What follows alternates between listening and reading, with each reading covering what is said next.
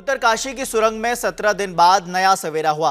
मगर इससे पहले के 17 दिन मजदूरों ने अंधेरे में गुजारे। हड़कंप उस वक्त मच गया था जब खबर लगी कि उत्तराखंड के उत्तरकाशी में दीपावली के दिन यानी कि 12 नवंबर की सुबह करीब 5:30 बजे सिलक्यारा से डांडल गांव तक बनाई जा रही सुरंग का हिस्सा धंस गया है। रेस्क्यू टीम के कान तो तब खड़े हुए जब पता लगा कि 8 राज्यों के 41 मजदूर सुरंग में ही फंस गए हैं। यह हादसा मजदूरों की शिफ्ट बदलने के दौरान हुआ था। 12 नवंबर की उसी सुबह से शुरू हुई जिंदगी की जंग बचाने में सुरंग में भूस्खलन की घटना का पता लगते ही केंद्र और उत्तराखंड सरकार युद्ध स्तर पर बचाव कार्य में लग गए। अलग अलग देशों से अत्याधुनिक मशीनें और एक्सपर्ट्स को बुलाया गया। सुरंग में 17 दिन तक चले रेस्क्यू ऑपरेशन में कई दिक्कतें सामने आई, मगर संकट की चट्टानों के आगे रेस्क्यू टीम का हौसला जरा भी नहीं डगमगाया। इन परेशानियों से निपटने में रेस्क्यू टीम युद्ध स्तर पर जुटी रही और हौसले के साथ डटकर जाबाजों ने इन बाधाओं को पार पाया, जिसमें जिंदगी बचाने की जीत हुई। चलिए अब आपको उन अफसरों से मिलवाते हैं जिन्होंने 41 जिंदगियों को बचाने के लिए दिन रात एक कर दिए। देखिए, 41 ट्रैप्ड पर्सन्स को निकालना ही अपने आप में एक चुनौती थी और ये एक जॉइंट ऑपरेशन था। जो लास्ट इंटरवेंशन था वो जॉइंट ऑपरेशन था एनडीआरएफ और एसडीआरएफ का।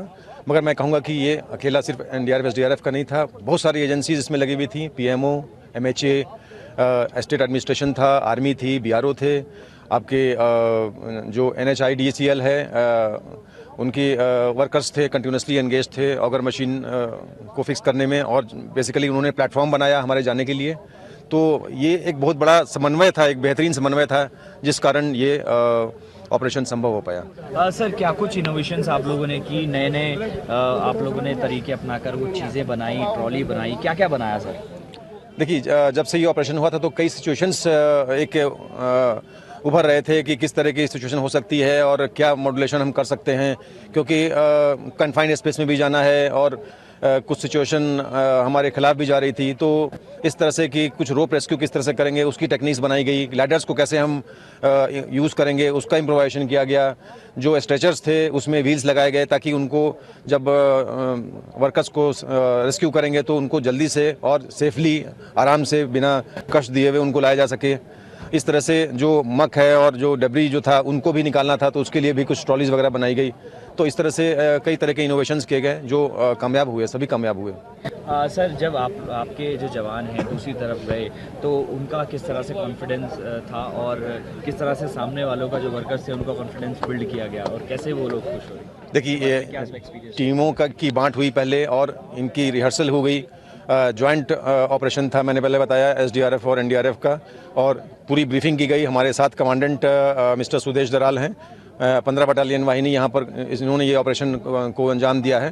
और पूरी ब्रीफिंग के साथ छोटी छोटी चीज़ों का ख्याल रखते हुए क्या सिचुएशंस हो सकती है और किस तरह से कार्रवाई करेंगे, उन सबको पूरी तरह से प्लान किया गया, अप्रिशिएट किया गया। और इसके साथ ही जो है ये आप देख रहे हैं कि एक सक्सेसफुल ऑपरेशन किया जा सका। कितने लगभग संख्या अगर बताना चाहें, कितने लोगों की टीम आपकी पूरी यहाँ पर मौजूद है? हमारी यहाँ पर 2 टीमें एनडीआरएफ 15वीं वाहिनी की मौजूद थी, जो तकरीबन 56 लोगों की, और उसके अलावा हमारे एडम स्टाफ और बाकी जो एलिमेंट्स होते हैं टेक्निकल और सब भी मौजूद थे।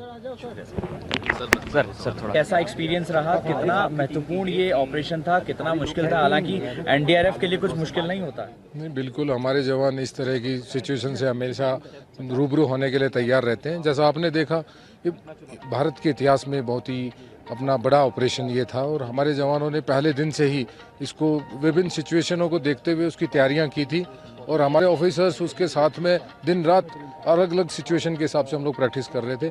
और आखिरकार हमने उन अपने श्रमिक भाइयों के पास पहुंचकर उनको सकुशल निकालकर हमने भारतवर्ष के लोगों को दिखा दिया कि एनडीआरएफ जो है कर्मठ फोर्स है और हमने उसी कार्य को ठीक प्रकार से किया।